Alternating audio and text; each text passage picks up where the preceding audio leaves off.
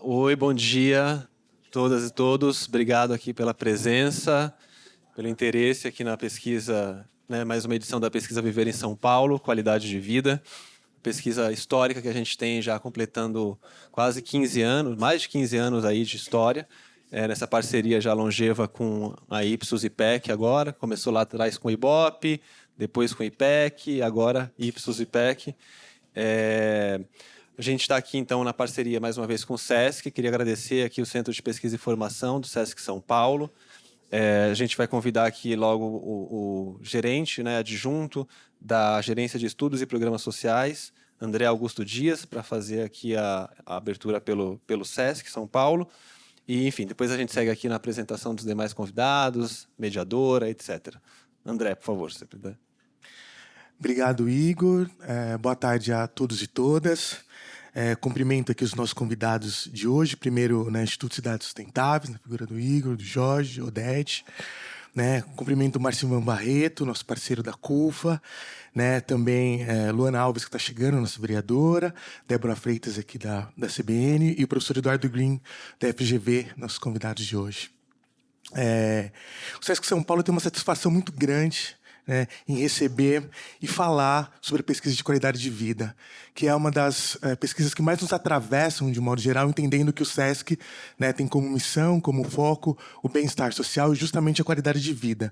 Né? Entendendo essa qualidade, né, muito além das questões econômicas e indicadores, né? Mas a gente fala em qualidade de vida, a gente pensa em cultura, saúde, educação, lazer, né? E como isso, de certa maneira, impacta, né, a cidade, impacta as pessoas, como isso constrói cidadania, né, quando a gente fala de direito e quando a gente fala de deveres. E essa parceria com a Rede Nossa São Paulo, de certa maneira, é uma concretização, né, desses pensamentos, dessas intenções, de um conceito de trabalho, né, que é resultante, né, e é perceptível quando a gente tem essas pesquisas e quando a gente tem, né, esse trabalho que acontece o ano inteiro. E aqui, né, nesse espaço tão importante que é o Centro de Pesquisa e Formação, né, que tem essa vocação. Então, também cumprimento aqui a unidade, na figura do Maurício e da Andréa, né, Nogueira, que são gerentes aqui. Bom, acho que, sobretudo, a pesquisa de qualidade de vida é uma grande reflexão, né, uma grande reflexão do hoje, do aqui e agora. Espero que hoje, né, a gente saia daqui efetivamente mais reflexivos, né, entendendo como é que os dados que serão apresentados hoje, né, impactam esse nosso dia a dia. Obrigado e boa pesquisa e boa apresentação para nós todos aqui. Obrigado, André. Então, queria passar aqui para, talvez, né, a parte mais importante, uma das partes mais importantes do evento, que é a apresentação dos dados. Vai ser feito aqui pela Márcia Cavallari, que é a diretora-geral da Ipsos IPEC, parceira histórica aqui da rede, quem ajudou a criar essa pesquisa, criar o IRBEM lá atrás também. Então, vou passar para a Márcia fazer a apresentação, por favor. Bom dia a todos. Então, como o Igor disse, né, a gente está monitorando e realizando essa pesquisa acho que 15 anos, acho que começou lá em 2008, né, com uma grande pesquisa qualitativa, que a gente queria entender o que São Paulo representava para as pessoas que moravam aqui, e a partir dali a gente definiu as métricas que seriam medidas anualmente, né? É difícil no Brasil a gente ter estudos longitudinais e que são muito importantes para estabelecimento de políticas públicas e o debate na sociedade. E também, ao longo desse processo todo, foi mudando um pouco. Hoje essa pesquisa é muito mais ampla do que quando começou. Antes ela focada só em São Paulo, hoje a gente já faz isso em 10 capitais, com os mesmos indicadores. Então, hoje a gente também consegue comparar, né, níveis de indicadores de qualidade de vida em várias capitais aqui de São Paulo. Hoje, especificamente, como a gente sempre faz, e sempre fez desde o começo, a gente divulga a pesquisa de qualidade de vida da cidade de São Paulo na semana do aniversário da cidade, né? Então, o conteúdo da pesquisa, né? Falar um pouquinho de como ela foi feita do ponto de vista técnico, o perfil dos nossos entrevistados, indicadores de bem-estar e qualidade de vida, problemas da cidade e avaliação geral da administração, confiança nas instituições, né? E a participação social e o fechamento aí com as principais conclusões. Então, objetivo dessa pesquisa especificamente, a gente faz sempre no final, como a gente divulga sempre em janeiro, a gente faz no mês de dezembro, para no começo de janeiro a gente já trabalhar os dados e poder divulgar antes do aniversário da cidade de São Paulo. O objetivo é levantar as percepções das pessoas sobre a qualidade de vida na cidade de São Paulo. Tá? Então, a gente entrevistou pessoas com 16 anos ou mais, que moram na cidade há pelo menos 2 anos. Então, quem mora há menos de 2 anos não faz parte desse universo da pesquisa. O campo foi realizado ali entre 1 e 27 de dezembro. É uma pesquisa quantitativa. Ela é feita num painel de pessoas que fazem parte do nosso escopo de entrevistas. É um painel que tem no Brasil com 400 mil pessoas participando, e a gente sorteia a amostra dos locais que a gente quer, com os perfis que a gente quer, dentro desse painel. E foram realizadas 700 entrevistas. Com essa amostra, a gente tem uma margem de erro de 4 pontos percentuais, para mais ou para menos, em cima desses resultados, com 95% de confiança. Depois, esses resultados são ponderados, né, para restabelecer o perfil dos respondentes. Há uma verificação de 100% desses questionários em relação à consistência e coerência das respostas.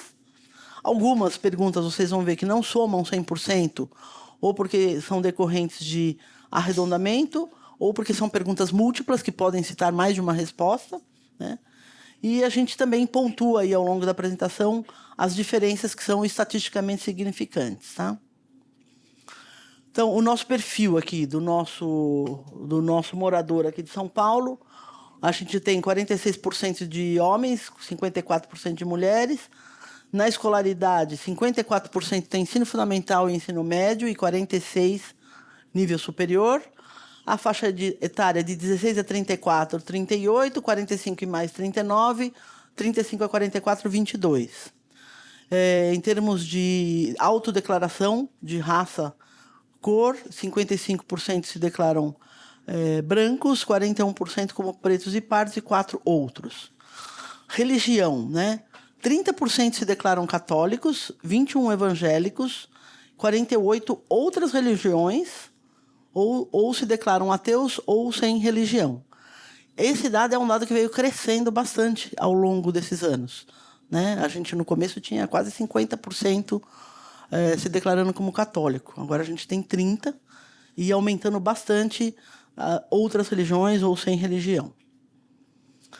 Ocupação, 68% são ocupados, têm alguma atividade econômica, 32% são estudantes, donas de casa, aposentados.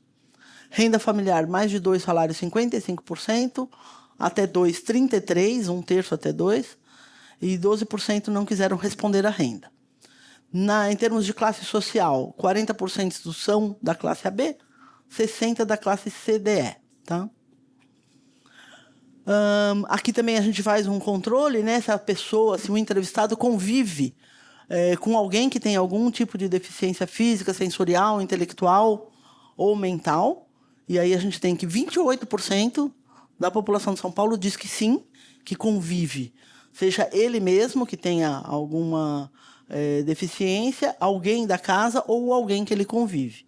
Tá? Então, são 28% dos entrevistados que se encontram nessa situação. Orientação sexual, 83% se declaram como heterossexuais, 5% como homossexuais, 6% como bissexuais, 1% como pansexual, 1% assexual, não sabem, preferem não responder, somam ali 3%. E na identidade de gênero, 53% são mulheres cisgêneras e 43% homens cisgêneros. Bom, primeiro indicador aqui, então, que a gente faz é uma pesquisa de percepção, né? Então, como que as pessoas percebem a cidade. E o que a gente vê de 2024 para 2025, apesar de eu dizer que a gente tem 15 anos de pesquisa, a gente está comparando 24 com 25, porque foi em 24 que a gente mudou a metodologia para poder fazer em 10 cidades. Tá? Então, estamos comparando apenas os últimos 2 anos. Então, de 24 para 25, o que a gente percebe? Né? que há um aumento de 5 pontos percentuais na percepção de melhoria na cidade de São Paulo. Então, tem 12% que falam que melhorou muito, 24% melhorou um pouco, 40% ficou estável, não teve mudança, piorou muito 17% e piorou pouco 17%, piorou muito 5%. Então, nós temos aqui que a soma do melhorou muito e um pouco está em 36 aqui, né? E antes era 31, então teve um crescimento aqui de 5 pontos percentuais. É um crescimento que passa da margem de erro da pesquisa, então a gente pode falar que teve um aumento, né? E que percebem essa melhoria nos últimos 12 meses, e há uma diminuição na contrapartida das pessoas que acham que piorou muito ou piorou um pouco a qualidade de vida na cidade de São Paulo. Então, aí algum movimento mais positivo aconteceu. Depois tem uma segunda pergunta que a gente faz: quais são as instituições que mais contribuem para melhorar a qualidade de vida da pessoa na cidade de São Paulo, né? Então, já no ano passado, em primeiro lugar, a gente tinha aqui as ONGs que trabalham no bairro, então, as ONGs que estão próximas ali das pessoas onde elas moram, e cresceu ainda 5 pontos de lá para cá. Né? De 24 a gente tinha 17%, em 25 a gente teve 22%. Empresas e empresários, né? Teve um aumento significativo também aqui, de 14 para 22. Igrejas, ela era a segunda colocada aqui em 2024, agora ela ficou com 18, e como cresceu ali a parte de empresas, ela ficou em terceiro lugar, né? Associações de bairro, o governo federal, prefeitura, né? Então, mas os mais significativos são esses aqui, que são as ONGs, as empresas, a igreja e as associações de bairro, né? Que tem mais impacto ali na vida. Tem umas diferenças também, por exemplo, aqui nas ONGs, essa percepção de maior contribuição é maior entre os jovens, de 16 a 34 anos. Eles chegam a citar as ONGs com 29%, e, em contrapartida, é menor nas pessoas com 45 anos e mais, né? Na parte das igrejas, aqui também, a gente tem os evangélicos. 41% dos evangélicos percebem as igrejas como contribuindo para a melhoria da qualidade de vida, né? Importante, desculpa. E agora eu não consigo voltar? Espera aí. Importante. 22% dizem que nenhuma dessas instituições contribuem para a melhoria da qualidade de vida, e 9% não sabem, tá? Daí a gente pergunta, né, qual seria a política pública mais importante para melhorar a sua qualidade de vida? Né, como não só aqui em São Paulo, mas no Brasil como um todo, o que está aparecendo como principal preocupação do brasileiro é a questão da violência. Violência, criminalidade, segurança pública, né? Então, aqui, não diferentemente de São Paulo, também cita que a política de fortalecimento da segurança pública nos bairros, com mais policiamento, boa iluminação, ações para prevenir a violência, é citada aqui com 63%. Né? Em segundo lugar, vem a questão da melhoria da atenção básica de saúde, para ampliar o atendimento, consultas, exames, especialistas, redução de filas, com 53%, programas de emprego, renda e formação aqui com 39%, acesso a alimentos mais baratos, de qualidade, feiras e mercados populares com 37%, política de habitação e aluguel social com 27%, assistência e proteção a grupos vulneráveis com 26%, transporte público com tarifa zero para tudo, né? Com 21%, promoção de cultura e esporte nos bairros 11%, e expansão de creches e educação infantil com 11%. Me lembro que há alguns anos creche era um problema muito grande, né? Ela ficava sempre alguns anos lá em primeiro lugar, e de alguma forma isso foi resolvido, que as pessoas agora não priorizam mais a questão da política de creches, né? Então, saúde também, com as outras pesquisas que nós fazemos, né? E que a gente já fez para a própria rede, o que a gente vê que o problema maior da saúde é o acesso. É conseguir a consulta, é conseguir o exame, é conseguir a cirurgia, né? Porque demora muito. Então, quando a gente mede isso, o tempo de espera é muito grande. Quando ele consegue ser atendido, a avaliação até que é positiva. O serviço é positivo, é bem avaliado. Mas tem um problema de acesso, né? E segurança que está... também hoje, segurança é a principal preocupação da população brasileira, né? Isso foi uma coisa que veio crescendo ao longo dos anos. Quando começou a aparecer segurança como uma problemática, ela aparecia só nos grandes centros e agora ela está disseminada no Brasil como um todo. Bom, mas tem essa pergunta, esse indicador também que a gente sempre mede, né? Se a pessoa tivesse a oportunidade, se ela sairia da cidade de São Paulo para viver em outra, né? Esse número permaneceu o mesmo, apesar de... Quer dizer, aqui não tem diferença significativa, 65%, 67% dizem que poderiam sair da cidade se tivessem oportunidade, né? E 33%, na pesquisa de agora, não sairiam, né? Esse índice sempre foi alto, né? Desde a primeira pesquisa que a gente fez, sempre foi alto. E aí tem várias questões envolvidas, né? Então, 2/3 da população dizem que sairiam da cidade se pudessem. Quando a gente compara, né, isso aí é interessante, quando a gente compara as pessoas que falam que sairiam da cidade, cruzando com a informação da percepção da melhora de qualidade de vida, né, o que a gente vê é aqui que 64%, 67% é no total, né, aqui que eu mostrei. Agora, entre aqueles que perceberam alguma melhora na qualidade de vida, na percepção da qualidade de vida, 64% sairiam, né? O ficou estável, 65%, e quem percebeu piora no último ano na qualidade de vida, 77% sairia. Então, tem uma correlação alta aí entre perceber mudanças, perceber melhorias e desejo de sair ou não da cidade, né? Principais problemas da cidade, né? Aqui, diferente daquela pergunta, aquela pergunta é a principal política pública, que deveria ser, mas claro que ela tem correlação com essa, que é quais são os principais problemas da cidade. E aí, olha só, a segurança aparece com 71% como sendo o principal problema da cidade, né? 71%, bem alto esse número. A saúde diminuiu de 36% para 24%, uma mudança aqui significativa, né? O transporte coletivo aumentou, aqui 6 pontos percentuais. Falta de áreas verdes, praças e parques também aumentou, né?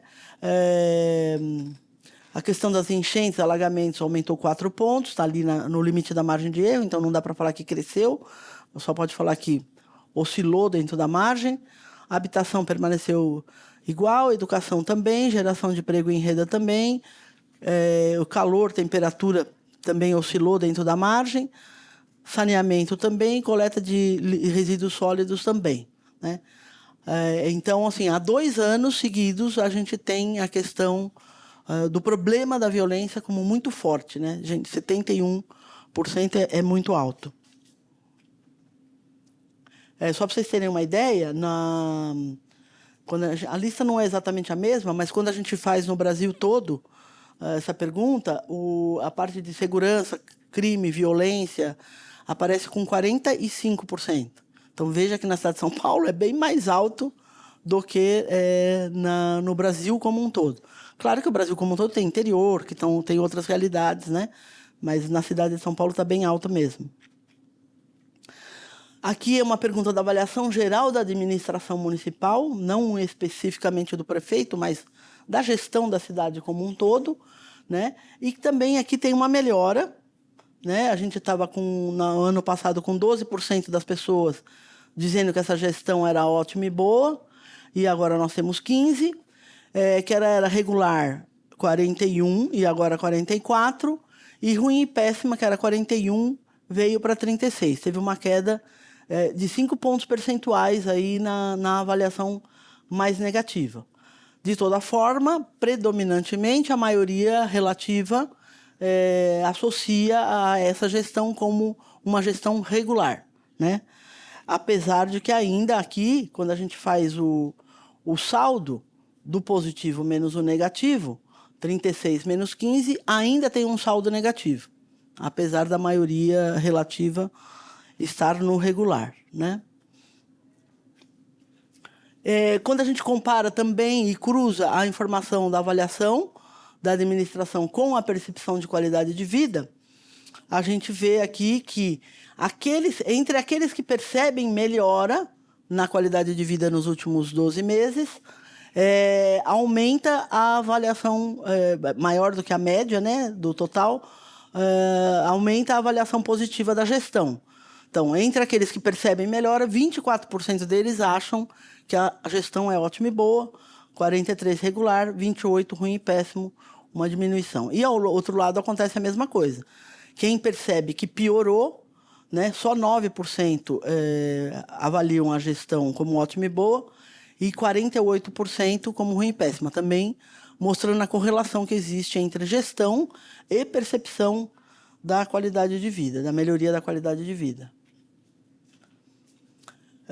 Também, quando a gente avalia aqui as instituições que mais contribuem para melhorar a vida dos paulistanos com a administração municipal, a gente vê que 29% dos que avaliam a gestão como ótima e boa mencionam a prefeitura como a principal responsável, né? E também o governo estadual. Então, esses dois itens aqui, essas duas instituições, se destacam entre aqueles que avaliam a gestão como ótimo e bom. No lado do ruim e péssimo, aqueles que acham que a gestão é ruim e péssima, 32% falam que nenhuma dessas contribui para a melhoria da qualidade de vida, né? Então, tem essa mudança, e tem uma mudança também aqui no ranking, né, desse público que avalia positivamente a gestão aqui, porque, olha, as empresas também vão para 35%, bem mais do que a média, né? As ONGs caem, né, aqui nesse segmento, e aumenta aqui a prefeitura e o governo estadual. No item de transparência da administração, esse item permanece predominantemente como pouco transparente ou nada transparente, né? Então, a gente tem apenas 6% dos entrevistados dizendo que essa gestão é muito transparente, 51% que é pouco e 33% que é nada transparente. E aumenta aqui o nada transparente em 6 pontos percentuais. Na soma do pouco ou nada, não tem mudança significativa, era 86%, agora são 84%, mas tem uma mudança na intensidade aqui, quando a gente vê que aumenta o pouco e diminui o muito, né? O pouco e o nada transparente. O muito permanece igual. Então, e essa falta de transparência é em relação à divulgação de informações, metas, prestações de contas. A mesma coisa, cruzando a transparência com a avaliação, a gente percebe que aqueles que avaliam a gestão como ótima e boa percebem mais transparência na gestão, né, na prestação de contas, pois entre aqueles que avaliam como ótimo e bom a atual gestão, 23% deles acham que tem bastante transparência, muito transparência na prestação de contas, né? E, por outro lado, aqueles que acham que a gestão é ruim e péssima, 61% deles acham que é nada transparente. Tá? A avaliação da Câmara dos Vereadores, né, também é uma avaliação predominantemente negativa, né? A gente falou que da gestão municipal a maioria relativa estava no regular, mas na avaliação da Câmara dos Vereadores, 54% avaliam que é uma atuação ruim e péssima. Tá? Só 6% acham que é ótima e boa, 33% é regular, e aqui teve um aumento de 5 pontos no regular, então um movimento mais positivo, né? Mas ainda a maioria absoluta, né? Aqui 54% acham que é uma gestão negativa da Câmara, da atuação da Câmara. Mesma coisa, quando a gente cruza com a avaliação da gestão, a gente tem aqui que aqueles que... a gestão e a percepção da qualidade de vida, né? Entre os que acham que teve melhora, melhorou muito ou um pouco a qualidade de vida, tem uma percepção melhor da atuação da Câmara, 13% dizem que é uma atuação ótima e boa, né? Quem acha que piorou muito ou um pouco, 63% falam que a atuação da Câmara é ruim e péssima. Aqui também, entre quem avalia a gestão municipal como ótima e boa, 30% deles também avaliam a Câmara Municipal como ótima e boa. O regular também fica maior aqui na parte do regular, né? Entre regular da gestão municipal com o regular da atuação da Câmara. E o ruim e péssimo daí aqui que chega a 91% de avaliação negativa da atuação da Câmara entre aqueles que não percebem, nem avaliam a gestão municipal também como ruim e péssima, né? Confiança nas instituições, né?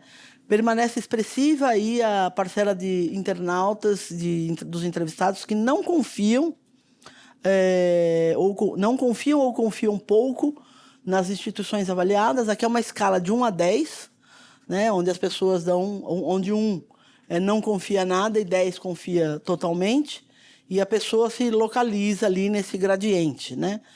E aí a gente tem aqui que a grande maioria e todas as instituições aqui avaliadas, representantes, dirigentes das ONGs, empresários, ministros do STF, Presidência da República, senadores e deputados federais, a soma do 1 ao 6, né, que seria não confia ou confia pouco, é muito alta. Aqui nesse verdinho mais claro, a gente tem as notas 7 e 8, e o verdinho mais escuro, as notas 9 e 10. Né? Então, a 9 e 10, que é o confia totalmente, está bem baixo. Né? São poucas as que conseguem atingir aqui 2 dígitos. Né? Então, aqui 7%, 9% nos representantes das ONGs, 5% nos empresários, 11% no STF, 9% na Presidência da República, 5% nos senadores e 6% nos deputados federais. Então, as médias aqui, nessa escala de 0 a 10, nenhuma delas está acima do ponto médio da escala, né? 0 a 10 seria lá a nota para passar de ano, e aqui a gente está com as notas abaixo, todas elas abaixo de 5. Lembrança do voto em eleições anteriores, né? Também é um indicador que a gente monitora sempre. Aqui houve uma queda na lembrança de vereador, né? Porque no ano de 24, a gente fez em dezembro e tinha acabado a eleição, então a memória estava bem fresca, né? À medida que o tempo vai passando, as pessoas vão esquecendo. Então, aqui a gente tem, né, que de um ano para o outro, a lembrança no vereador que votou caiu 11 pontos. Né? Só 44% dizem que lembram em quem votou, 36% não lembram, 21% não votaram. Né? E aí esse 44% já se aproxima um pouco mais do nível de lembrança aqui de deputado federal das eleições de 22, que daí quase não tem mudança da pesquisa de 24 para 25%. Deputado estadual também, aqui 37 para 41, e senador 38 para 39. Então, provavelmente, aqui o vereador, no próximo ano, também deve cair um pouquinho mais, né? Ficar num patamar mais parecido com os que a gente está vendo da eleição de 22. Né? Mas, ao mesmo tempo, que não tem essa lembrança, nessa pesquisa especificamente, e que é importante, aumentou a vontade de participar da vida política da cidade. Tá? Então, a gente tinha aqui 7% com muita vontade em 2024, e 2025 foi para 10%. Tudo bem, é uma oscilação dentro da margem. Alguma vontade, tínhamos 27%, agora foi para 31%. Também 4 pontos aqui dentro da margem, mas na soma a gente passa de 34%, com vontade de participar da vida política do país, para 41%. Então, tem uma mudança aí de 7 pontos percentuais importante. E uma queda, na contrapartida, dos que não têm vontade, nenhuma vontade, né? Que cai de 62 aqui para 55, né? Isso aqui é um movimento importante que deve ser aproveitado, né? Aí cruzando, né, essa participação com a administração e a percepção de qualidade de vida, a gente vê que quem percebe melhorias citam mais que tem vontade, né? No total, a gente tem 41. Entre aqueles que percebem melhoria na qualidade de vida, esse índice vai para 49, 8 pontos a mais do que o total. E quem também avalia a gestão como ótima e boa, também aumenta e fica com 54% entre os que avaliam como ótimo e bom, a vontade de participar da vida política da cidade. Bom, então aqui, concluindo, né, a gente teve movimentos positivos de 2024 para cá, né? Então está um ponto aí de inflexão, porque às vezes a gente está fazendo e o ponto está só caindo. Aqui deu uma mudadinha, né? Apresentando alguns sinais de melhora, mas com desafios estruturais persistentes, né? Então a questão da segurança, da melhoria da qualidade de vida, a questão da saúde, né? Todos os problemas ali que a gente apareceu. Novidade também que o setor privado apareceu aí como um contribuinte aí um protagonismo na contribuição social da cidade, né? Que chegou a empatar com as ONGs. A questão da transparência permanece como sendo um ponto sensível da gestão, né? 84% consideram que a gestão é pouco ou nada transparente. Percepção também da avaliação negativa da Câmara dos Vereadores, né? E também a questão da desconfiança ali das instituições, que confiança é um pilar de construção, né? Então, as instituições com confiança baixa pode ser um problema, né? Um outro ponto positivo é essa vontade, esse aumento da vontade de participação na vida política, né? Que a gente chegou em 41%. E aí talvez seja um momento de aproveitar, estimular as pessoas a participarem mais ativamente da discussão de políticas públicas na cidade de São Paulo. É isso. Muito obrigada. Passei do tempo? Não, foi ótimo. Obrigado, Márcia, mais uma vez, pela ótima didática apresentação também. Então, antes de convidar aqui a Débora, que vai fazer a mediação do nosso painel, só fazer aqui algumas atualizações aqui em relação às convidadas, né? Porque a gente tinha convidado o prefeito Ricardo Nunes, ele havia indicado a secretária Beth, né, Elizabeth França, da Secretaria de Urbanismo, mas ela disse que está com problemas de saúde, enfim, não poderia vir. E aí a prefeitura acabou não estando representada aqui, o que é uma pena, porque historicamente a gente sempre teve a representação da prefeitura aqui no evento. E também a vereadora Luana Alves, que, enfim, tinha confirmado presença e tal, mas ela teve um problema de saúde na família, e ela estava até no hospital acompanhando uma pessoa, por isso ela não pôde vir, ficou de tentar chegar, mas talvez não dê tempo. Então, também justificar aqui a presença da vereadora, tem, né, uma assessora dela aqui também que está presente, a Ruth, mas, enfim, a vereadora em si não vai poder participar do debate. Nesse sentido, também esqueci de agradecer no início as intérpretes de Libras, né, a Jana e a Érica, obrigado. E, agora sim, chamar aqui a mediadora. Débora Freitas é jornalista, apresentadora do Ponto Final da CBN, doutoranda em Gestão em Políticas Públicas pela FGV, mestre em Governança Global e Formulação de Políticas Internacionais pela PUC São Paulo e especialista em Mídia, Informação e Cultura pela USP. E aí a Débora introduz aqui os nossos convidados depois. Mais uma vez, obrigado, Débora, pela parceria aí de sempre. Bom dia a todos e todas. Eu que agradeço mais uma vez esse convite.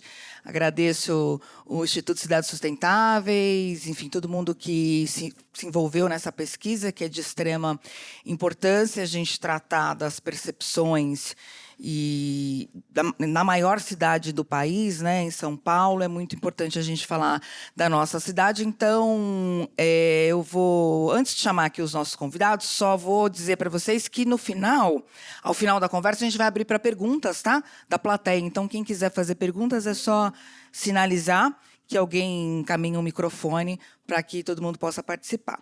Então, deixa eu colocar meus óculos.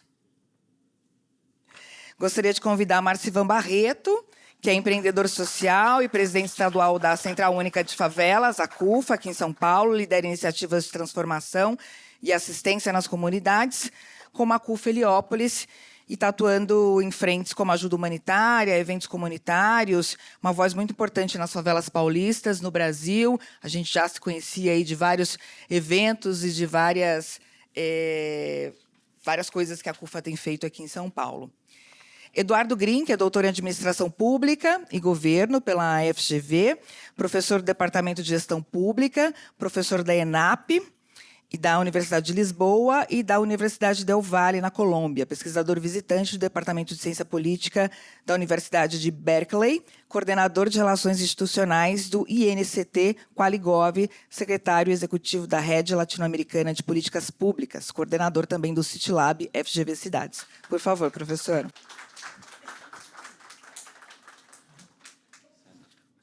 Por favor, pode sentar aqui, acho que eu sento ali na ponta, é melhor. E também a Márcia Cavallari, que é diretora-geral da Ipsos IPEC, responsável pela pesquisa. Por favor.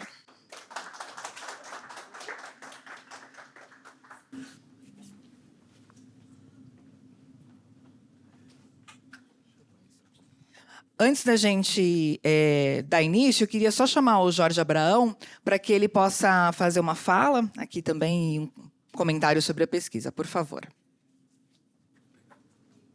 Obrigado, Débora. Tudo bem, gente? Bom dia a todas e todos. Dizer que é um prazer receber vocês aqui. E eu só queria fazer umas rápidas observações e dizer que nós estamos muito felizes hoje aqui por estar celebrando em torno de 15 anos que essa pesquisa vem sendo feita aqui em São Paulo.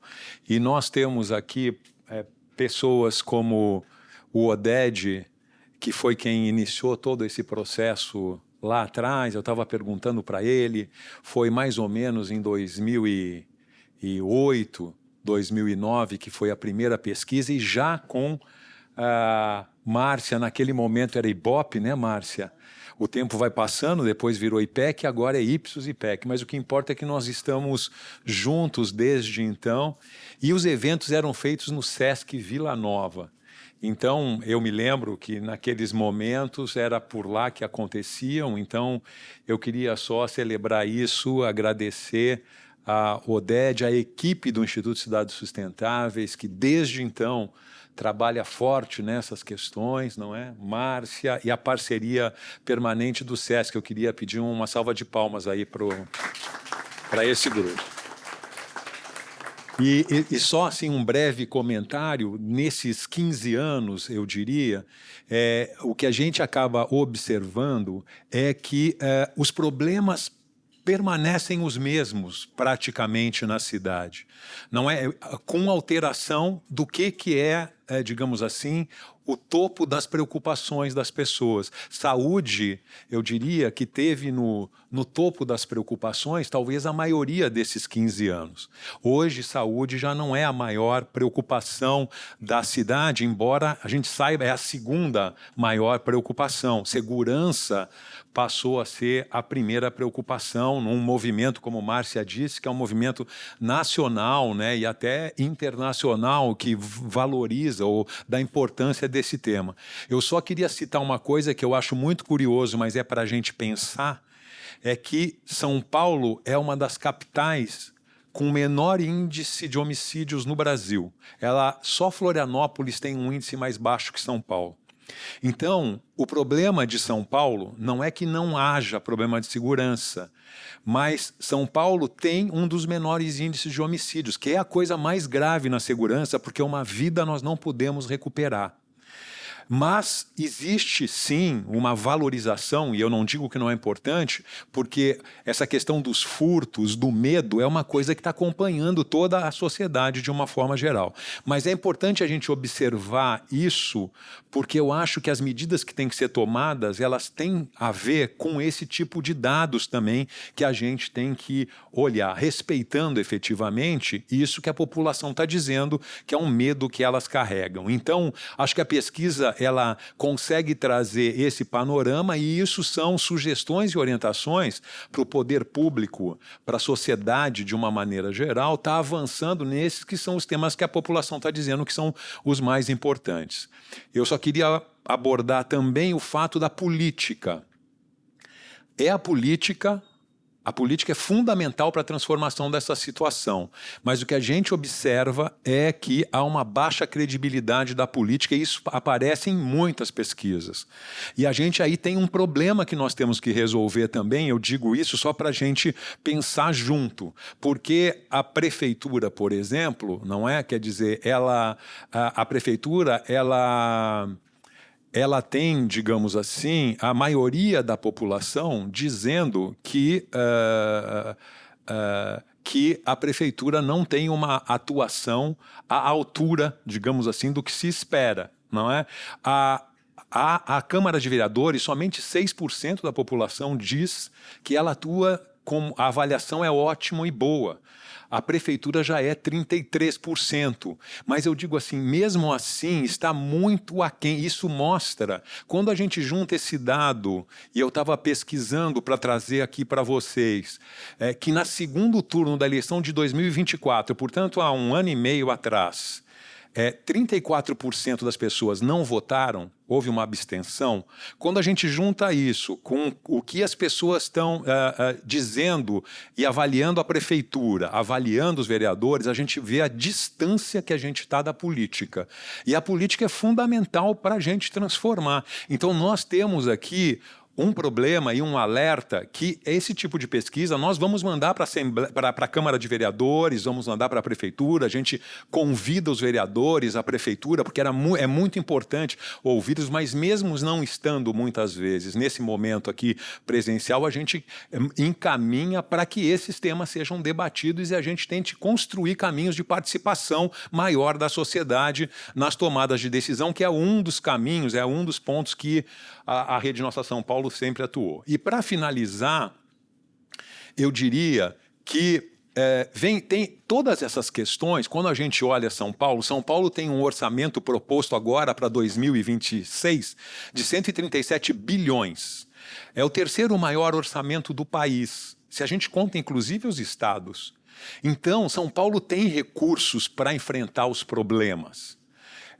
Há recursos para isso. A questão é que nós não estamos conseguindo, nesse período, atuar no que a população está dizendo que é prioridade. E eu acho que aqui vem um grande desafio nosso, não é? De estar acompanhando isso. Nós mesmos estamos criando parcerias para acompanhar melhor a distribuição do orçamento, para ver se eles estão indo efetivamente para esses problemas que a sociedade está colocando de uma forma geral. Mas o certo é que quando quase 7 pessoas a cada 10 dizem que querem sair da cidade, é porque as coisas boas que a cidade entrega, e São Paulo entrega muitas coisas importantes, oportunidades, as questões de aprendizado, as questões culturais. Existem N questões que São Paulo é uma cidade, de um ponto de vista, uma cidade fascinante, do ponto de vista, digamos assim, do que ela propõe. Mas, por outro lado, as pessoas estão avaliando que os problemas, o medo, a questão da saúde, a questão do transporte, que há mais de 10 anos as pessoas levam mais de 2 horas por dia no transporte,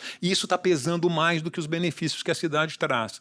Como é que a gente muda essa equação, ou como é que a gente contribui para essa equação mude? Eu acho que essa pesquisa ela pode, é a nossa expectativa, que ela ajude a que a sociedade reflita, os políticos reflitam para uma transformação.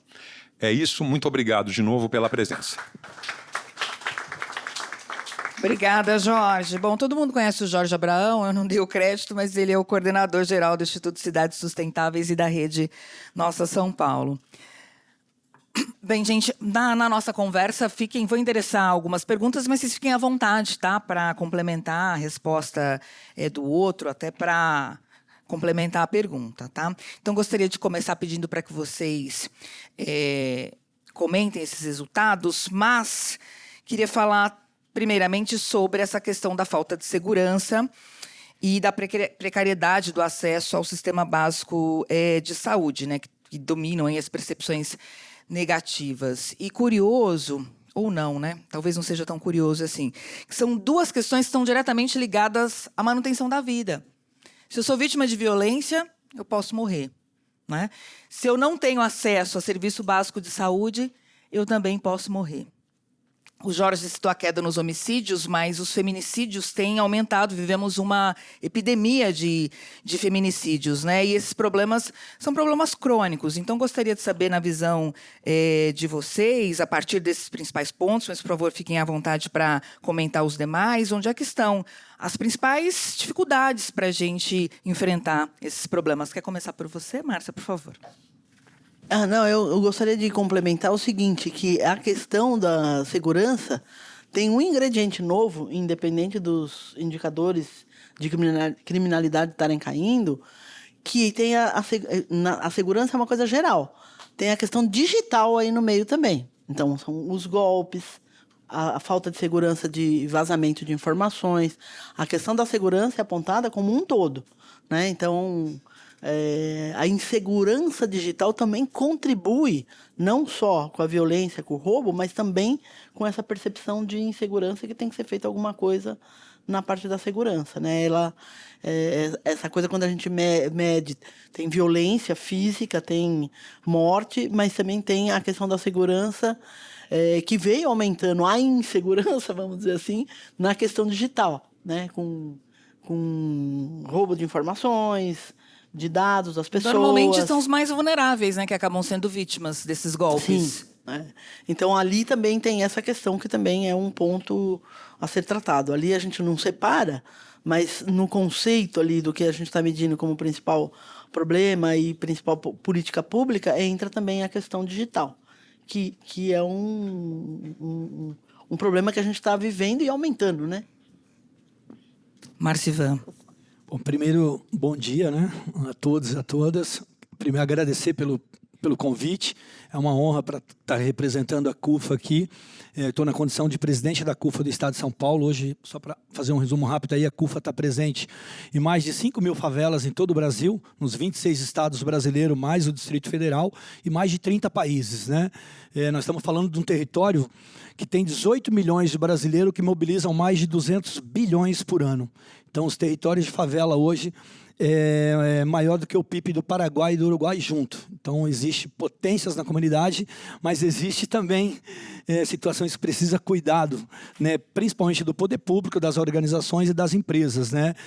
E aí, é claro, já citando no tema de segurança pública, eu estava observando muito a fala da Márcia, muito bacana ali, a apresentação da pesquisa, parabenizar o professor Jorge, mas com toda a sua equipe, foram muito sábios na pesquisa.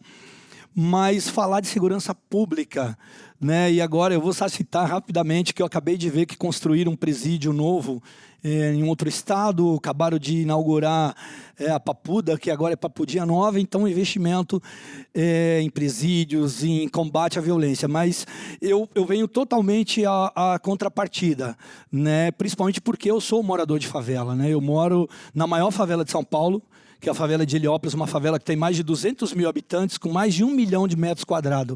Então, é muito complexo falar de qualidade de vida, muito mais do que o alimento, né? A gente está falando de qualidade de vida, de acesso. E o acesso para favelas, para as periferias, é diferente, porque o próprio morador de favela ele já não se sente inserido no asfalto, né? A Constituição brasileira nos dá o direito de território, mas a favela não se vê. O favelado ele não consegue ir no teatro municipal ou mesmo no Ibirapuera, porque ele não se sente bem, ele não se sente acolhido. E eu falo isso porque a gente viveu isso com o Emicida quando fez um show no Teatro Municipal, que ele queria levar as comunidades, e aí a imprensa, a crítica veio matando por que realizar ali, por que não na favela. Então eu falo, por que a gente não tem direito de ir até lá?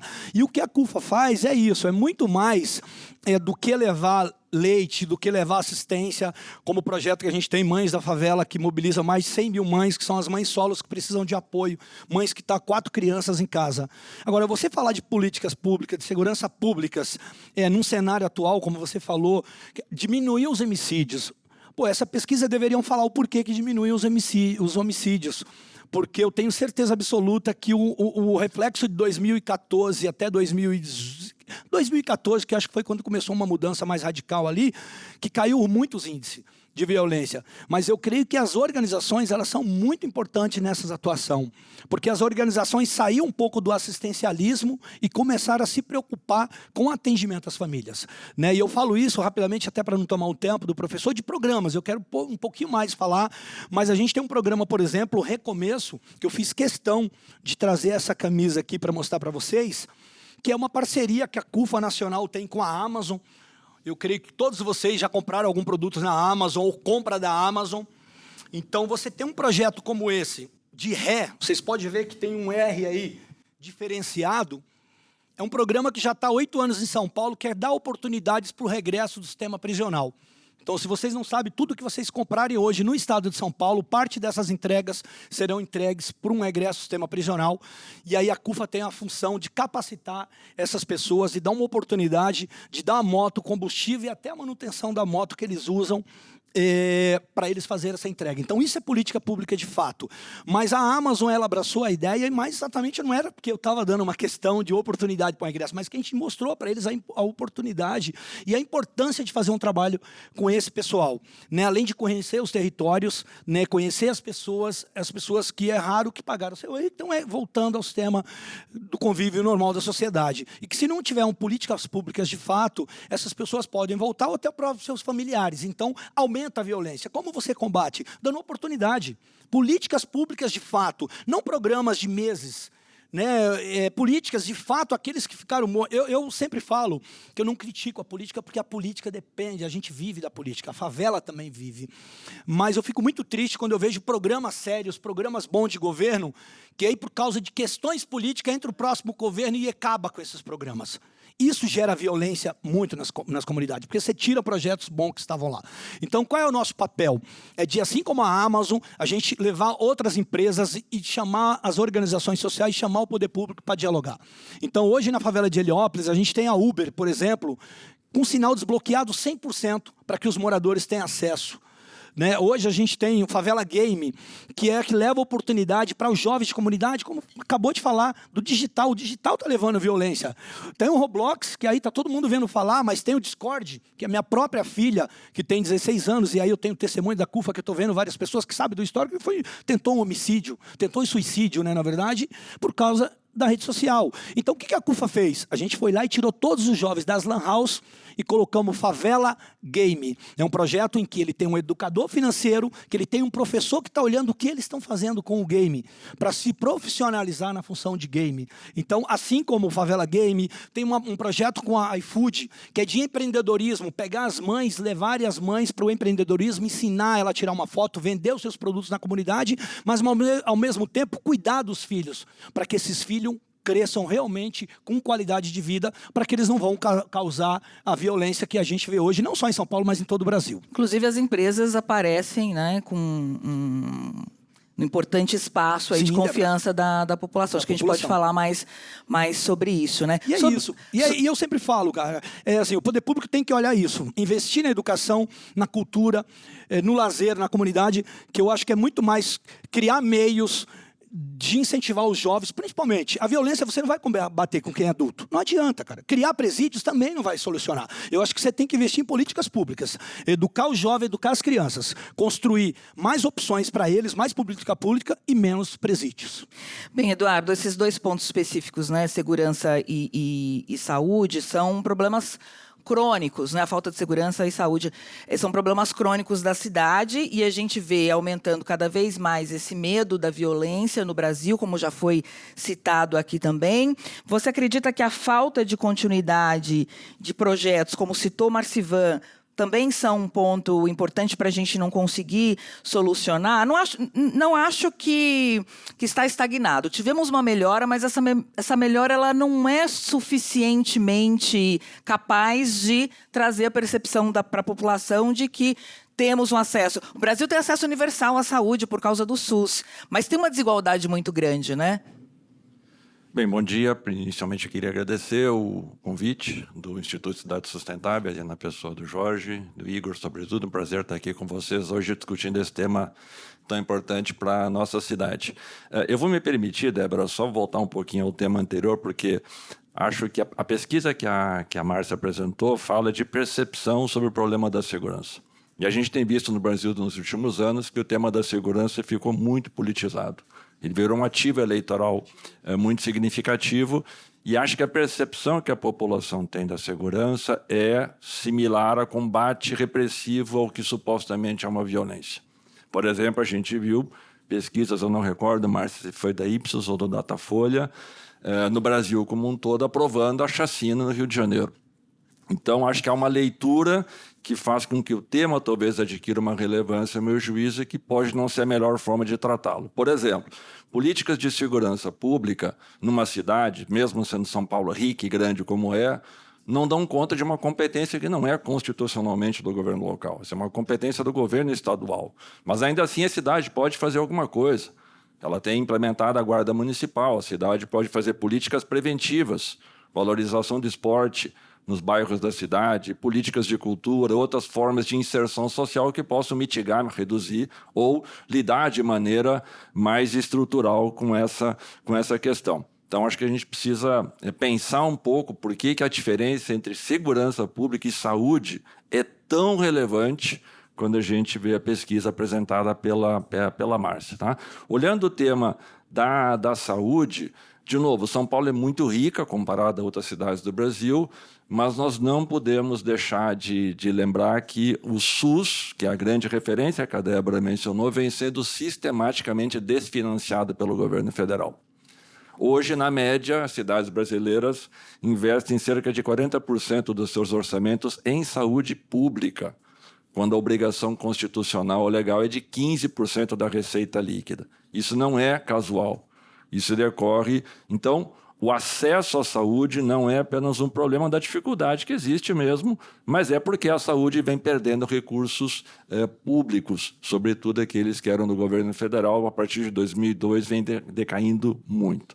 Ainda para não me afastar um pouco da questão da segurança, já chegando na tua pergunta, ontem a gente teve um dado apresentado e que ainda é alarmante, mas que mostra que, por exemplo, o Jorge mencionava a questão dos homicídios. O Brasil vem mais um ano, 2025, tendo uma queda significativa do número de homicídios. Ano passado registrou-se 34 mil homicídios. Repito, é alarmante. Ou seja, há uma certa contradição aí. Onde é que está o problema da percepção da segurança se indicadores tão importantes como esse vêm tendo queda no Brasil?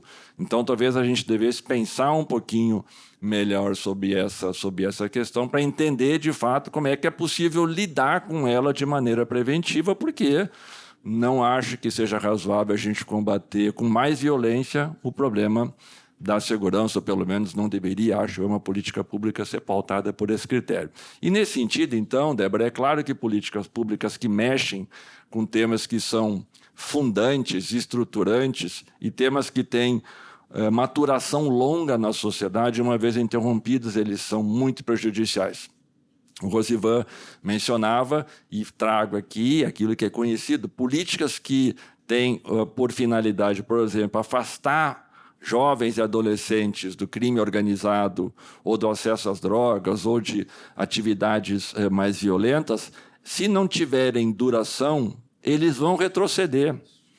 Políticas de esporte e de cultura, se não tiverem continuidade no orçamento, eles vão retroceder. Então, este acho que é um elemento importante que deveria ser pensado, razão pela qual eu tenho concordância com a observação final do Jorge, que a política partidária é muito importante, evidente, até porque democraticamente nós elegemos governos, mas a participação da sociedade é fundamental para reduzir a possibilidade de que políticas públicas sejam descontinuadas cujos efeitos são, em geral, bastante negativos para a população. Então, acho que sim, no caso específico da segurança, mais ainda, creio eu, isso se mostra extremamente importante, né? Já recebi a gongada no minuto seguinte, eu resolvi terminar antes, então. Eu queria falar de cooperação, né? O Marcivan citou aí as empresas, aparece ali em segundo lugar como instituições em que a população acredita que contribuem para a melhora na qualidade de vida. A gente estava conversando ali um pouco antes de começar aqui a mesa, o papel, né, das ONGs, que... As ONGs, no fim das contas, a sociedade civil, ela é quem consegue chegar mais perto, mais eficiente, né, dos problemas territoriais, né, daquelas comunidades, quem está ali, quem vive ali, quem acompanha de perto, muito mais que o poder público. E como é que tem acontecido a cooperação entre sociedade civil organizada, poder público e também as empresas privadas? Você citou alguns exemplos importantes do que vocês têm feito com a CUFA. Acho que a CUFA se destaca muito, né, nessa parceria, tanto com as empresas privadas quanto com o poder público. Só queria ouvir da Márcia, assim, algum detalhe que vocês tenham puxado da pesquisa, quando aparecem as empresas ali empatado com as ONGs como instituições que ajudam a melhorar a qualidade de vida. Onde é que essas empresas estão? Vocês conseguiram observar isso?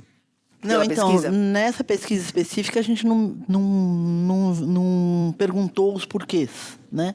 Porque ela é realmente de percepção. Mas, do conjunto de pesquisas que nós fazemos, as empresas são vistas como tendo a responsabilidade de ocupar um papel que o poder público não está ocupando. Então, a percepção que as pessoas têm em relação às empresas não é só lucro. Ela tem que ter responsabilidade social, ela tem que ocupar espaços que o poder público não está ocupando. Então, isso eu estou falando de geral de outras pesquisas, não aqui especificamente, a gente perguntou por que sim ou não, mas o poder das marcas, da confiança nas marcas, gera uma expectativa na população como um todo de que elas também têm que ter um papel social, de que elas têm que ocupar um espaço que o poder público não está conseguindo ocupar. Então, há uma cobrança, sim. No geral, a gente trabalha com pesquisa de mercado, de opinião política, eleitoral, e nas pesquisas de mercado a gente vê essa questão do poder de confiança das marcas e uma cobrança em relação a uma atuação que vá além da empresa que só tem lucro. Então, você pode cobrar delas, viu? E Eduardo, você pode cobrar delas. E Eduardo, de um modo geral, as empresas têm entendido isso? Tem um segmento específico? Isso é genuíno ou o capital está sempre envolvido? Eu acho que tem um pouco de tudo, né? Quando a gente pega, por exemplo, o tema do desenvolvimento sustentável, isso virou marca para muitas empresas, mas, ao mesmo tempo, também tem empresas que genuinamente buscam desenvolver algum tipo de apoio. Muitas empresas têm criado seus institutos de apoio empresarial. Muitos dos institutos têm trabalhado em políticas públicas e têm dado contribuições muito significativas em várias áreas. Acho que a educação é uma área na qual a gente pode enfatizar que existem complementos muito significativos que o poder público talvez não tivesse como dar conta, de várias atividades de capacitação de professores, estudos e pesquisas importantes que depois são doados ou fornecidos para o poder público melhorar a política pública. Então, acho que a gente pode considerar, assim, que hoje a administração pública, estrito sensu, ela não tem mais condições de capturar toda a complexidade dos problemas da sociedade. E que parcerias que envolvem a iniciativa privada, organizações não governamentais ou empreendimentos sociais como a CUFA, elas são extremamente importantes. Então, é diferente a gente falar da gestão pública no sentido mais amplo comparado ao que a gente, talvez alguns anos atrás, dissesse ser apenas responsabilidade governamental.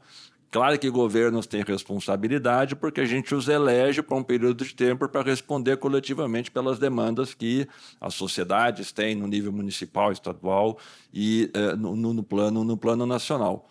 Mas quando a gente observa problemas que hoje afetam a todo mundo, a gente pegar o caso da pandemia, não teria sido possível lidar com a pandemia apenas com os esforços governamentais.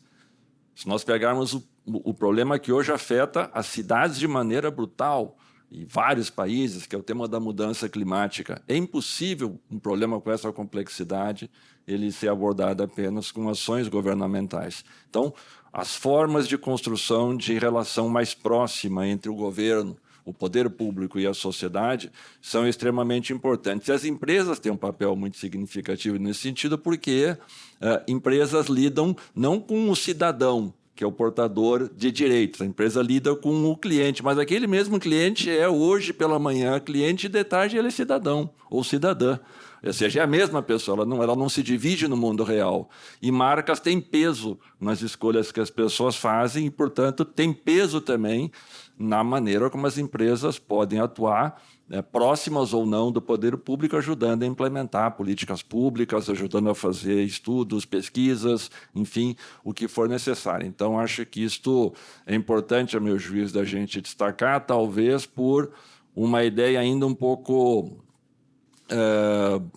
talvez já não tão presente hoje, mas não menos importante de destacar, que é a ideia de uma oposição entre interesse público e aquilo que é lucro no sentido mais estrito da palavra, que acaba talvez gerando mais afastamento de possibilidades de cooperação do que deveria ou poderia ser aproveitada. Então, acho que nesse sentido, sim, creio que a gente deve pensar com bastante interesse essas formas de colaboração entre a administração pública, empresas e outras formas de organização privada, como é o caso, inclusive, das ONGs, né? Muitas vezes as parcerias público-privadas elas são demonizadas, né? Mas se houver um desenho bem feito, problemas podem ser resolvidos, solucionados, né? A questão das creches, a fila das creches, a prefeitura diz que a fila foi zerada, há controvérsias, porque nem sempre a mãe consegue a vaga onde ela precisa, né? Consegue a vaga distante, num lugar distante, mas foi graças também a convênios feitos com creches privadas que a prefeitura conseguiu oferecer mais vagas, né? E esse problema acabou indo lá para o fim da fila. Agora, Marcivan, você citou aí várias parcerias que vocês já têm com empresas privadas, mas quais são ainda os desafios que vocês enfrentam para trazer mais empresas? Tem uma área específica que é mais difícil e que vocês estão tentando? Explica para a gente um pouco esse processo. Não, na verdade, eu pego até um pouco da fala do Eduardo, eu acho que é isso, com essa onda de ESG, né, que agora que veio, então as empresas passaram a se preocupar, né, com o social, e aí criaram instituto, estão investindo, né, em organizações. E eu creio que, assim, o que eu acho que deveria ter mais era essa sinergia entre as empresas e o poder público, que é o que eu não vejo. Nem todas as empresas confiam no poder público. E eu creio que o maior exemplo é isso, são políticas públicas que se iniciam, que são ótimas, e aí que na próxima gestão, por questões políticas, se encerram. Então, eu creio que um pouco do medo das empresas são isso, mas, assim, as empresas ela têm um papel fundamental, principalmente nessa questão de levar a oportunidade de fazer políticas públicas, porque o funcionário das empresas, muitas vezes, eles é da periferia da comunidade. E aquilo que você falou, o funcionário da empresa, ele também é cliente, né? Então, o que a gente tem feito é dialogar com essas empresas para que a gente possa, de fato, trazer políticas públicas que possa ter transparência. Eu acho que o que leva e o que levou as empresas a acreditarem muito nas organizações, se vocês pegarem esses dados de um período de pandemia, eu acho que a pandemia serviu para escacarar essa realidade um pouco, né? Mostrar que as pessoas poderiam sair de casa para trabalhar, mas também mostrar um pouco dessa desigualdade, que as empresas podem investir, por exemplo, nos seus territórios. E o que a gente tem feito é isso, né? Eu não vou citar nomes aqui, mas a gente tem dialogado com milhares de empresas, né? Uma das empresas que a gente dialogou recentemente foi uma empresa que teve um incidente no Rio Grande do Sul, que mataram o segurança matou uma pessoa e que a população queria, organizações queriam tacar fogo, queimar, saquear o mercado, e a CUFA foi lá e falou, não, peraí, vamos fazer diferente, vamos mexer no bolso da empresa. E aí a gente fez com que essa empresa, tá? Se vocês pesquisarem, vocês vão ver, em 2022, a gente abriu vaga em 10 cidades do Brasil com curso preparatório para que essa empresa pagasse uma faculdade 100% para esses jovens de periferia, para ensinar e para qualificar os seus funcionários. Então, eu acho que o que tem que ter é mais confiança, as organizações ser mais transparentes. E o que levou a CUFA é exatamente fazer esse trabalho. Eu acho que a transparência, quando você tem transparência no teu trabalho, quando tem seriedade, quando tem políticas de fato, né? Hoje eu falo da Taça das Favelas. A Taça das Favelas é um evento mundial que mobiliza mais de 30 mil jovens só em São Paulo, pessoal, que é transmitido pela Rede Globo ao vivo para todo o Brasil, que tem o apoio da Unesco. Mas você acha que foi fácil? A gente ficou 8 anos falando que a taça ia dar certo. Então a gente está 8 anos num programa que hoje é sucesso no mundo inteiro. Revelamos Patrick de Paula, um monte de jogadores, mas o intuito da CUFA não é. É de formar cidadão, é aquilo que o Eduardo falou. Tirar os jovens da rua, tirar do crime, das drogas, da oportunidade para que eles cresçam, para que eles tenham oportunidade, para que não sejam um jovem violento no futuro. A falta de transparência, principalmente das instituições públicas, aparece na pesquisa, né? Vamos falar um pouquinho mais sobre isso, porque eu queria voltar num tema, Marcivan, que você trouxe, que é o pertencimento, né? Quem mora em favela, quem mora em territórios mais vulneráveis, não se sente pertencente em vários espaços sociais na cidade. A cidade deveria ser para todo mundo. Por outro lado, a CUFA e outras instituições vêm fazendo um trabalho muito importante desse ponto, né, de empoderamento e de dar ferramentas para que as pessoas tenham orgulho de suas origens. Como é que isso mudou a percepção de quem mora? Como é que isso tem mudado a percepção de quem mora na favela? As pessoas têm vergonha ainda de dizer que moram na favela? Olha, o maior exemplo é o censo do IBGE.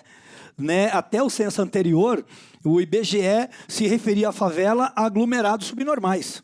Não existia a palavra favela. Quem deu o nome comunidade foi o asfalto, cara. Não foi a favela que se deu o nome de comunidade. Acho que para ficar bonito, os teóricos colocaram comunidade. Mas a favela gosta de ser reconhecida. Eu gosto de ser chamado de favelado, não tenho problema nenhum de ser favelado, porque a gente já mostra as potências que tem na favela. E eu acho que o crime organizado é muito menor do que a população que existe na favela. Então, como eu falei, quando você tem transparência no teu trabalho, quando você faz um trabalho sério, você colhe resultado. E a população, sim. Né? Claro que o poder público melhorou muito, eu acho, assim, um pouco a qualidade de investimento em comunidades. Então, você vê hoje comunidades que têm um acesso melhor, tanto, eu falo de estrutural, de uma rua um pouco bem cuidada, de um beco, de uma viela que antes não tinha acesso. Hoje você vê um carro, por exemplo, de PCD, que é aquelas vans, entrando dentro da comunidade para pegar. Então, assim, o que eu acho que falta é mais investimento.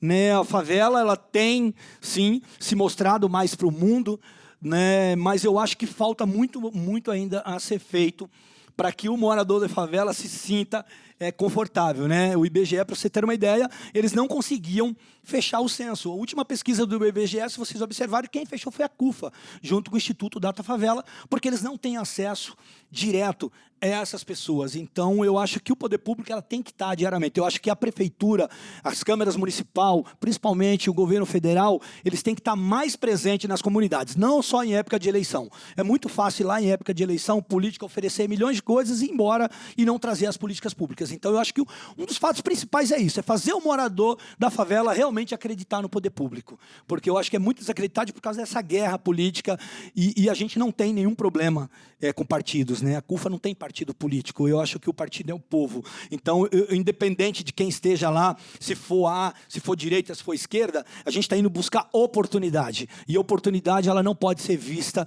como voto, como um título de eleitor.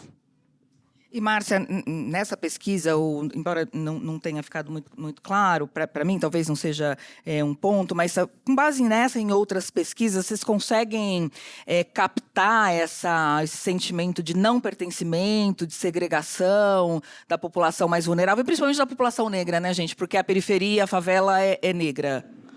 Então, no geral, assim, pesquisas que a gente faz relacionadas a esses assuntos, a gente vê orgulho. As pessoas têm orgulho de morar nas comunidades, nas favelas. Ninguém fica com vergonha de falar que tem vergonha. Eu acho que o problema é isso, por exemplo, o exemplo que ele deu. Fazer um show no Teatro Municipal. Por que não se sente o acolhimento? Daí tem um preconceito. Aí é a questão do preconceito que você tem que ter trabalhado. Não sentir bem no Parque Ibirapuera. Por quê? Porque é frequentado por, sei lá, um perfil de população em que aquela não encaixa. Então, Mas não é porque ela tem vergonha, não é porque ela não pode, né? É porque falta acolhimento mesmo das pessoas que têm orgulho e as suas razões porque, assim, todas as pesquisas que a gente faz nisso, a gente vê isso. Que tem a potência, que tem a oportunidade, que tem, né, força para fazer, que é guerreiro e tal. Mas o problema é quando não está naquele espaço onde ela se sente bem, por que ela não pode ser aceita no outro? Então tem aí uma questão de preconceito mesmo, né? Que é que nem ele falou. A favela é enorme, pode ter crime organizado, traficante, mas não é a maior parte, né? A maior parte é a população trabalhadora, e que está no dia a dia da cidade, faz a cidade acontecer, né? No dia a dia. Eu só queria complementar também uma coisa da política pública, que eu fiquei, enquanto vocês estavam falando de Pará, eu fiquei lembrando. Lembrei e no começo eu falei, né, o quão importante é ter pesquisa longitudinal para você medir impacto. Então, você fez essa política, que impacto teve? Como é que isso foi acontecendo? Vocês estavam falando disso, de Porá, eu lembrei que eu fui chamada para fazer a avaliação de impacto de uma política pública. Então, ela tinha toda uma metodologia de fazer ponto 0, implementação das ações, daí ponto 1, daí depois de um ano, gente, eu vou falar para vocês, não vou falar qual política pública foi, nem de que governo foi, mas eu vou falar para vocês. Comecei, fiz a primeira, muita gente envolvida, muitas instituições envolvidas, daí mudou. Não tinha mudado nem o governo, mudou o ministro, mudou não sei quem, mudou não sei o que lá. Quem chegou lá falou, mas o que é isso? Eu, que não tinha nada a ver com o governo, fui lá explicar o que era aquilo. Eu falei, isso aqui é uma política pública que está assim, está sendo... Ah, tá, vamos retomar. Retomou. Passou 2, 3 meses, mudou todo mundo de novo. Porque era cargo de confiança de um, que saiu, que o outro que foi.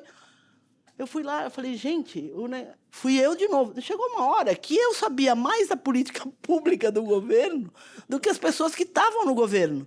Porque não conseguiam passar, sei lá, quem ia embora não passava para o outro, ou quem chegava não era da confiança daquele que foi a gestão. Ficou uma loucura. O que aconteceu com a política pública? Morreu. Ninguém mais fez nada, morreu. Eu fiquei com aquele trabalho lá incompleto, querendo falar com alguém, porque eu tinha recebido para fazer aquilo. Eu tinha que entregar o que eu tinha feito. O que eu vou fazer? Vou devolver dinheiro para o governo porque tinha contra... Então, é uma loucura esse negócio de parar a política pública. É uma loucura. Porque muda a gestão, muda o cargo de confiança, muda, sei lá, quem o negócio se perde. E esse descompasso muitas vezes acontece dentro da mesma gestão, né? Que é a falta de comunicação entre as pastas. Era na mesma gestão. Não foi que mudou o governo. Era na mesma gestão, né? A falta de intersetorialidade. De intersetorialidade. Porque mudavam as pessoas. Um saía, outro foi fazer sei lá o quê. Vamos falar aqui da transparência, porque apareceu aí como um ponto sensível, né? Transparência administrativa da gestão municipal, 84% consideram a administração pouco ou nada transparente. Existe um portal da transparência, existem ferramentas, mas elas não são nada amigáveis. Eu queria ouvir do Eduardo isso, mas para o cidadão comum, eu acho muito difícil acessar essas ferramentas que o poder público disponibiliza com dados. Eles não dá para entender assim tão facilmente, né? E eu acho que sem acesso à informação, isso também dificulta o controle social. Eu queria só pegar a parte final da fala da Márcia para complementar ainda dizendo o seguinte, governos em cidades, não importa qualquer esfera, em geral, a gente chama assim, são governos de coalizões políticas. E cada secretaria e cada órgão público vira um feudo de um determinado partido, de um determinado setor de política que não fala com o outro. Então, se a Secretaria de Educação é de um partido político, não fala com a área da assistência social, que são políticas afins. Então, isso é um outro problema também. Tá? É o monopólio que cada partido político ou grupo político faz transformar aquela política pública em algo que não é, às vezes, governamental, mas é como se fosse prioridade daquele partido que responde por aquela pasta. Esse é um problema clássico que existe. Ou então, outro problema que existe, a gente fala, a expressão mais, digamos assim, divertida que a gente usa é dentro de governos, primo pobre quer ser ajudado pelo primo rico. Quais são os primos ricos dentro dos governos? As áreas que têm dinheiro. Quais são os primos pobres que não tem? Então, o primo rico não quer ajudar o primo pobre. Tipo assim, se é problema teu, eu não posso fazer nada com isso. Então, isso gera problemas do que a gente chama de dificuldade de coordenação de intersetorial, intragovernamental, como queiramos. Mas, voltando à tua pergunta, Débora, me permito, assim, 30 segundos, ser um pouco chato academicamente. O Brasil ainda não se transformou numa república efetivamente. Tem uma coisa chamada nesse país, que é muito forte, que é patrimonialismo. O governante que senta na cadeira acha que aquilo é propriedade sua, ou confunde o interesse da sociedade com o interesse do seu partido político, do seu grupo, enfim, né? As várias dimensões que isso possa ter, sendo a mais grave delas a corrupção, né? Que é um problema que está longe de ser resolvido nesse país. E transparência tem a ver com isto. Se o poder público não entende que não é um favor que ele está fazendo para a sociedade apresentar as informações, isso é, no mínimo, um dever, né? Quem foi eleito sabe que está lá num determinado período de tempo, vai sair, e, portanto, ele está lá apenas voluntariamente, porque ele quis prestar um serviço para a sociedade, sendo vereador, prefeito, secretário ou qualquer cargo que exista. Então, nós temos ainda problemas seríssimos no Brasil de transparência na gestão pública. Apenas para pegar o nível municipal, que eu acho que é onde isso é mais grave, dos 5.570 municípios brasileiros, pelo menos os dados do IBGE, da pesquisa Munique mostram isso, existem milhares de municípios que não têm lei de acesso à informação implantada ainda. Uma legislação aprovada há quase 15 anos. Dos que têm lei de informação implementada, vários incorrem nesse problema que você mencionou, Débora, que a gente chama da transparência passiva. Ou seja, o problema é do cidadão, se ele não consegue interpretar o dado. Não é o governo que tem a responsabilidade de fazer o dado ser amigável e ser acessível da maneira mais viável para aquilo que o cidadão e a cidadã tem. Nós temos muitos problemas no Brasil do que a gente chama de falta de educação digital. De como é que manipula, mexe num site, como é que entende como é que funciona uma informação a ser buscada na internet. E esse problema ele vai piorando à medida que a gente vai descendo para as menores cidades. As menores cidades são aquelas onde a república no Brasil ainda não chegou em vários aspectos. E esse do acesso à informação é um deles. Nós ainda temos vários municípios no Brasil que não dispõem de controladorias internas, similar ao que tem a Controladoria Geral da União, a Controladoria Geral do Estado, porque esses órgãos de controladoria são, em geral, aqueles que têm como implementar políticas de acesso à informação. A ausência de um órgão de controladoria autônomo ou independente do prefeito é fundamental nesse sentido. Porque se um órgão como esse está muito preso ao prefeito, a tendência é reter informação. Ou a tendência é fazer filtros de informação. Ou a tendência é retardar a informação. Quando a gente observa os dados de acesso à informação, os tempos de resposta são longos, as respostas são, em muitos casos, intencionalmente incompletas, para obrigar um segundo pedido, vários pedidos têm que entrar com recurso, ou seja, há ainda no Brasil uma situação na qual a gente não pode efetivamente dizer que governantes manejam tranquilamente a disponibilidade de informação para a sociedade. E isso é um problema democrático. Porque toda democracia parte da premissa que as pessoas tomam decisões bem informadas.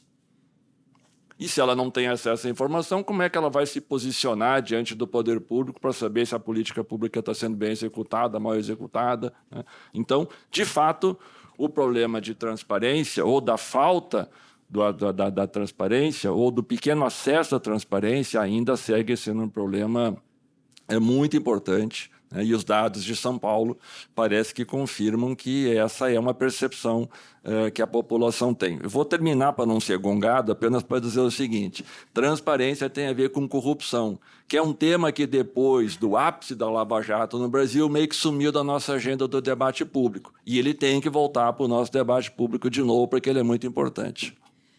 Eu acho que voltou um pouco quando a gente fala das emendas, né? Mas também é um tema tão complexo que nem sei se a população consegue ter a dimensão. Então, existe hoje uma demonização das emendas parlamentares por causa da corrupção e do mau uso, mas talvez com um pouco mais de transparência de participação social, fosse um instrumento também importante para resolver problemas. Um dado só, falou nisso, desculpe, tá? Tem 1% das cidades do Brasil, 1%, que tem conselhos municipais de transparência. Estamos falando de 56 cidades em 5.570. Tá?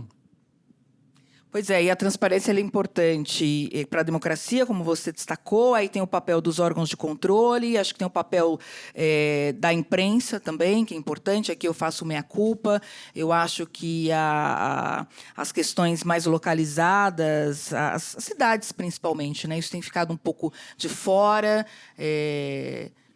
Do radar da imprensa, da grande imprensa como um todo. Eu acho que a imprensa independente que tem atuado mais nesse ponto, infelizmente, aí tem uma série de questões, mas eu faço aqui esse meia-culpa, né? Do ponto de vista das cidades, acho que temos falhado bastante nesse apoio a combate à falta de transparência. Aí eu queria passar da falta de transparência para a participação social. Esse dado eu achei muito interessante, a Márcia destacou aqui no final, que é justamente o interesse pela participação política, né? 41% dos entrevistados manifestaram essa vontade de participar. O poder público também oferece, aqui em São Paulo, especificamente falando da prefeitura, oferece instrumentos. Aí tem consulta pública, tem audiência pública, tem os conselhos, mas sinto que ainda falta um estímulo para essa participação. E tem uma diferença também nas participações regionais. Por exemplo, eu já avaliei audiências públicas. Se ela está numa região mais rica, tem muito mais gente. Você entra lá no YouTube e conta as pessoas. Tem muito mais gente nas áreas mais ricas do que nas áreas mais pobres. Por que isso acontece? Falta de estímulo. Eu não sei se vocês conseguiram captar nessa percepção o porquê que essas pessoas que gostariam de participar ainda não participam.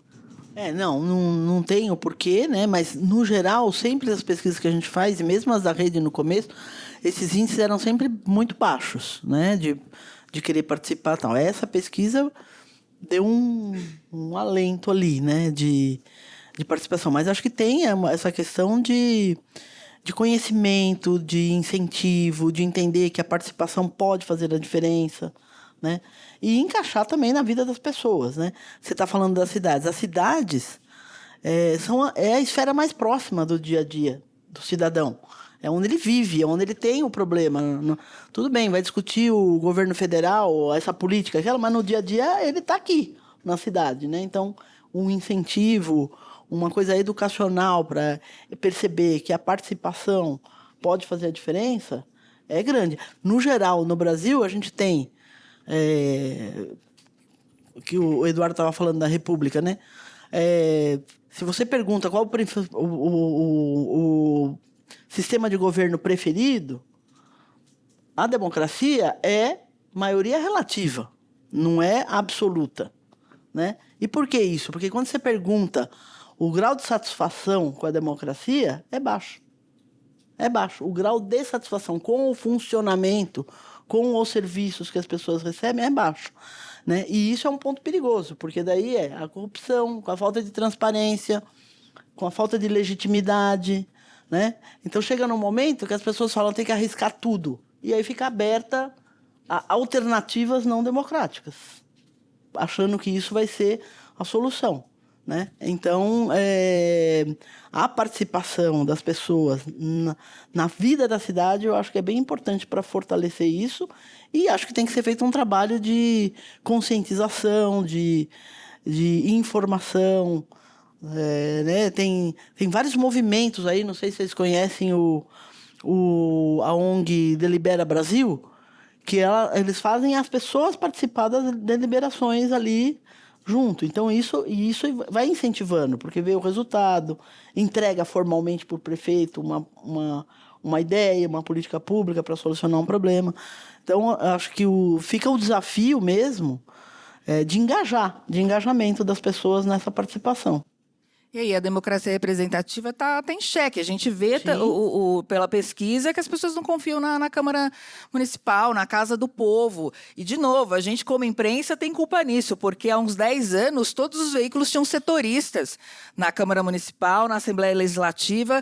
Hoje vai lá male-male para cobrir assim, assuntos de quando tem uma votação muito importante que movimenta a cidade, alguma coisa muito polêmica, mas você não tem mais esse dia a dia desses espaços que são muito importantes, estão cada vez mais distantes da população. Agora, Marcelo, o que vocês têm feito, a CUFA, para estimular, como é que vocês têm percebido a participação social dentro das favelas e como é que vocês têm estimulado isso?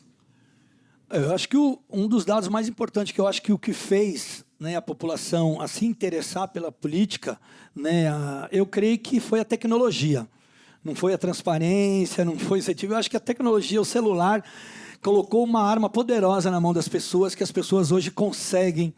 E eu digo as pessoas, tá, pessoal? Eu não estou falando do asfalto, eu falo sempre de periferia, de comunidade. Eu queria deixar isso bem claro para vocês, porque eu sou morador de favela, então eu estou falando enquanto favelado. Tá? E para a favela era isso. Né? A desconfiança já é grande, como vocês falaram, de várias situações, né? Do poder público, de partidos políticos. Mas o que eu acho que fez é isso aí, é essa indignação. E aí vem desde a Lava Jato, com tudo isso que estourou aqui, né, no Brasil, da população tentar um pouco mais se interessar pelas políticas. Né? E eu acho que o que deveria ser feito é exatamente um programa mais sério de transparência. E já existe, mas não adianta você ter uma transparência se a pessoa não sabe ter acesso. A tecnologia que tem lá no portal da transparência é impossível. Você entrou outro dia no portal da transparência da Assembleia Legislativa, você não... E assim, são dados antigos ainda, né? Então, isso, a atualização demora. Mas eu creio que essa vontade de mudança, essa vontade que a periferia, que a favela se descobriu agora pós-pandemia, que sim, que a gente é visível, que a gente está lá, que a gente existe, né? Eu creio que é o que levou as comunidades e as favelas a se interessarem. Eu acho que quando vocês fizerem esses dados do interesse de quem foi que se interessou a vir para a política, eu acho que as periferias, as comunidades, ela tem um papel fundamental desse desejo de mudança.